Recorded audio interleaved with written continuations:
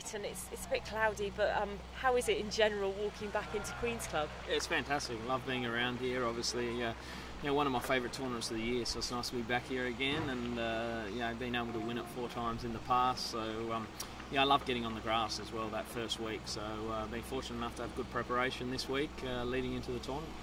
Is it always special going back to a tournament that you've won, especially like you said when you've won it 4 times? Yeah, absolutely.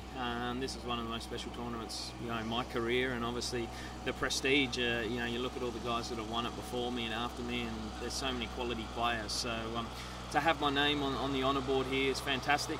The setting here at Queen's is awesome as well with the tradition of this tournament, and also the first week on grass is pretty special.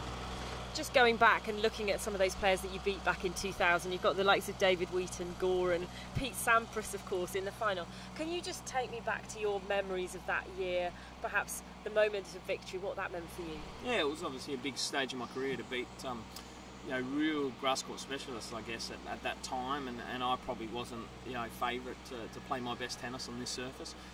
So that gave me a lot of self-belief that I could step it up on this kind of surface as well, and really play my game more from the back of the court. And a lot of big servers out there, return of serves, one of my strengths, and obviously to knock off a guy like Pete Sampras on any grass court is a big thrill. How much do you think the game on grass has changed since then? Oh, it's changed a lot. Most guys now stay back. They obviously still have big serves, but they try and dictate play, obviously, with a big forehand from the back of the court and try and get you off balance in that way instead of the serve volley play. So that's probably been the biggest difference over the last 10 years or so. And you talked obviously about beating Tim Henman here a couple of times, which in normal circumstances might not make you the most popular person around Queen's, but you've always had a really great reception here, haven't you? Yeah, no, it's been fantastic. I think, obviously Tim and I have had some tough battles over the years, and I probably got the better of him on a few more occasions, but we played a lot of doubles here as well, and at different tournaments I get along extremely well with Tim, and there's a lot of Aussie fans in the crowd come out and support me as well, which is nice.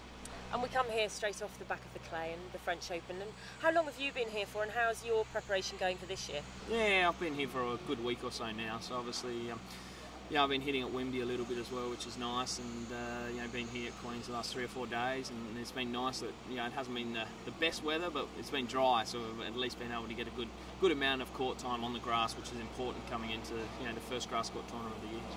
And technically, what is it that you're really adjusting and changing? Because presumably your game and your strategy stays the same, but it's, I guess, the movement around the court. What are the details that you work on? Yeah, the biggest thing's probably movement and footwork. Obviously coming from sliding on clay to, just probably sharper footwork on the grass court, and obviously the ball staying a lot lower as well and skidding through a lot more. So there's small adjustments, and the serve and return are such a big part of grass court tennis. And I think your career, your senior career has been 16 years or something now. Is it coming back to places like this that just makes you want to carry on in the sport? Yeah, absolutely. This time of the month, sort of the grass court season leading into Wimbledon, and also January, the Australian Open, and leading into that Grand Slam is sort of the 2 best times of the year for me that I really enjoy, and they're the 2 things that I'll miss most. Obviously, they're 2 special Grand Slams for me, and I really enjoy playing these tournaments, so hopefully we'll see how many I've got left.